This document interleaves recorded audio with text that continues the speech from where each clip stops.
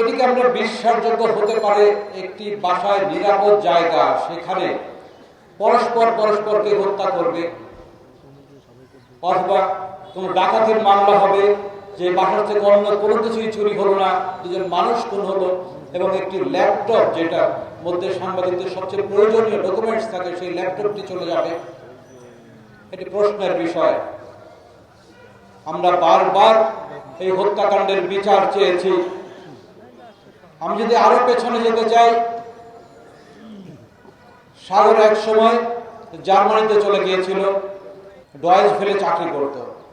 Germany থেকেই সাগর একদিন আমাকে ফোন করে বলল যে আমার ছেলে তো বাংলা শিখছে না, তা আমি দেশে চলে আসবো, আমাকে যদি একটি চাকরির ব্যবস্থা করা হয় তাহলে আমি আর জার্মানিতে থাকবো না, বাংলাদেশে চলে আসবো। তখন আমরা মাছরাঙা টেলিভিশন গোছাচ্ছি, আমি জয়েন করেছি এবং আমাদের আরো বেশ কয়েকজন সহকর্মী তারা অলরেডি সেখানে জয়েন করে গোছানোর চেষ্টা করছি।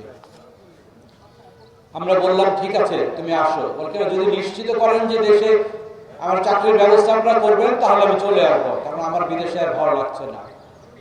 আপনারা চিন্তা করে দেখেন, তার বাচ্চা বাংলা ভাষায় কথা বলবে, বাংলা কালচার শিখবে, আর সে কারণেই সে জার্মানি থেকে বাংলাদেশে ছুটে এসেছে।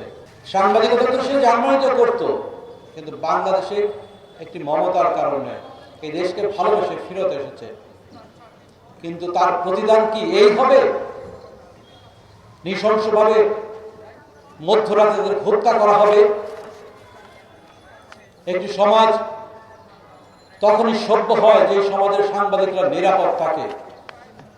একটি রাষ্ট্র গণতান্ত্রিকভাবে বিনির্মাণ হয় তখনই যখনই সেই দেশের সাংবাদিকরা নিরাপদে লিখতে পারবে, বলতে পারবে। গত সময়ে এটির অনেক কিছুরই অভাব ছিল। আমরা বারবার এই হত্যাকাণ্ডের বিচার চেয়েছি। আমরা পুলিশকে বলেছি, আমরা আইন শৃঙ্খলা বাহিনীকে বলেছি, তারা বিচারের নামে প্রহসন করেছে, তদন্তের নামে প্রহসন চালানো হয়েছে। কিন্তু এটি আমাদেরকে বিশ্বাস করতে হবে, একটি রাষ্ট্রের আইন শৃঙ্খলা বাহিনী একটি হত্যাকাণ্ডের তদন্তের মাধ্যমে কারা হত্যা করলো সেটি বের করতে পারবে না। রাষ্ট্রের অনেক বড় বড় হত্যাকাণ্ডের এই তো বিচার হয়েছে, অনেকে তদন্তের মাধ্যমে অপরাধীরা গ্রেপ্তার হয়েছে, তাদের সাজা হয়েছে, কিন্তু এটি হয় নাই কেন? আমরা সাংবাদিক সমাজ, আমরা মানুষের কথা বলি, এই কারণে হয় নাই। আমরা যে কোনো অন্যায়ের বিরুদ্ধে বলি, যে সরকারি থাকে সেই সরকারের বিরুদ্ধে সরকারের অন্যায়গুলো ধরিয়ে দেয় সাংবাদিক সমাজের কাজ, সেটি আমরা করি। তাই আমরা সবার চক্ষুষু, যে সরকারি আসে সেই সরকারি সাংবাদিকদের তার প্রতিদ্বন্দ্বী মনে করে। আর এই কারণে সাংবাদিকরা নানা নির্যাতনের শিকার হয়, হত্যাকাণ্ডের শিকার হয়। জুলাই আগস্ট বিপ্লবীও 4 জন সাংবাদিক হত্যাকাণ্ডের শিকার হয়েছে। আমরা সেই বিচারও দাবি করি। 116 বার আদালত থেকে সময় নেওয়া হয়েছে। কি রকম প্রহসন! আদালত দিনের পর দিন সেই সময় দিয়ে গেছে, কিন্তু আমরা বিচার পাইনি। এটা কি খুব কঠিন? আমার কাছে মনে হয় না কঠিন। এই ক্লুগুলো খুব সহজেই পাওয়া যায়। যদিও 13 বছরের ঘটনা, 13 বছর অনেক আলামতি নষ্ট করা হয়েছে, কিন্তু তারপরে পাওয়া যায়।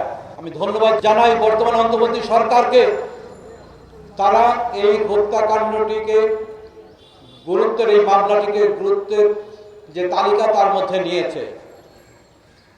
আমরা চাইব যে তাদের যেই সময় আছে এই সময়ের মধ্যে একটি বিচার করে একটি সুরাহা করে যাবেন, না হলে এই যে কলঙ্ক, এই কলঙ্ক থেকে তারাও কিন্তু দায় মুক্ত হবেন না।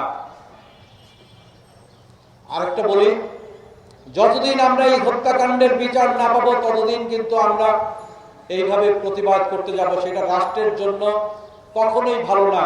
বহির্বিশ্বে এইটার ভালো বার্তা দেয় না। আমরা সরকারকে বলি, দ্রুত তদন্ত শেষ করুন এবং এই হত্যাকাণ্ডের বিচার করুন। এবং আমরা স্বাধীনভাবে সাংবাদিকতা করতে চাই, স্বাধীনভাবে কথা বলতে চাই, সেই জায়গাটা অন্তত নিশ্চিত করুন। আগে পারি নাই যে এখন আমরা পারবো না, সেটি নয়। বিষয়টি যেন এইরকম না হয়।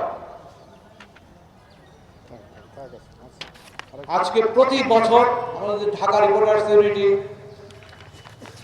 এই সমাবেশ, বিক্ষোভ সমাবেশ, মানববন্ধনের আয়োজন করে। আমরা কৃতজ্ঞ। আগে আমরা করেছি, আমরা মাছরাঙা টেলিভিশন থেকে প্রত্যেক মাসের 11 তারিখে মানববন্ধন করতাম। 3 বছর করেছি, টানা 3 বছর। কিন্তু কতদিন আর এইভাবে করব? কিন্তু সেই বিচারের তো হয় নাই। নানা রকম কাহিনী সেখানে জড়িয়ে নানা রকম কথা বলা হয়েছে। এমনও কথা আমরা শুনেছি যে কারো বেডরুমে গিয়ে নিরাপত্তা দেওয়া তো সরকারের পক্ষে সম্ভব না, আমাদের সহ্য করতে হয়েছে। সেই কথা এখনো করি। বর্তমান সরকারের কাছে আমার বিনীত অনুরোধ, একটি গণ অভ্যুত্থানের মাধ্যমে এই সরকার গঠিত হয়েছে। রাষ্ট্রের প্রতি, সমাজের প্রতি, সাংবাদিকদের প্রতি, জনগণের প্রতি তাদের একটি দায়বদ্ধতা আছে।